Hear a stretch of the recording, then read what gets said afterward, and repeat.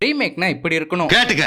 நம்ம எல்லாரோட favourite and லோக்கினோட second feature ஃபில்மான கைதி படத்தை மலை லாங்குவேஜ்ல ரீமேக் பண்ணிருக்காங்க. அவர் அப்படியே உரிச்சு வச்ச மாதிரியே இருக்கார் பாருங்க. ஃபர்ஸ்ட் ஆஃப் ஆல் அதர் லாங்குவேஜ்லங்கிறது மட்டும் இல்லாம இப்படி ஒரு ரீமேக்ல நம்ம இண்டஸ்ட்ரி ப்ரொடக்ஷன் கம்பெனி அண்ட் சாம்சிஎஸ் ஐயாலாம் இதுல ஒரு பங்கா இருக்கிறதே பெருமை தான். இதெல்லாம் ஒரு பெருமையா பாஸ்? எனக்கு பெருமைடா எருமை. டீசர் பார்க்கும்போதே தெரியுது எந்த சேஞ்சஸும் இல்லாம அப்படியே அச்சஸெல்லாம் ரீமேக் பண்ணிருக்காங்கன்னு. Very good. ஆனா எனக்கு புரியல. ஆனா இதே கைதி படத்தை ஹிந்தில ரீமேக் பண்ணாங்க பாருங்க. அந்த படத்தோட ட்ரைலரை பாத்தீங்கன்னாலே வெறியாய் வேற பாஷை கெட்ட வார்த்தையில எல்லாம் திட்ட ஆரம்பிச்சிருவீங்க.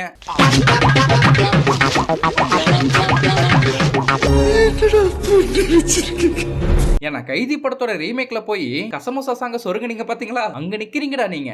காமராஜர் அந்த காலத்திலே ஸ்கூல் ஆரம்பிச்சாரு. அப்படி இந்த மாதிரி தற்கொலை படிக்காம ஏன் உசுரம் வாங்க. உண்மையா ஒரு படத்தை எப்படி ரீமேக் எடுக்க கூடாதுங்கிறத நம்ம பாலிவுட் கிட்ட இருந்து தான் கத்துக்கணும்.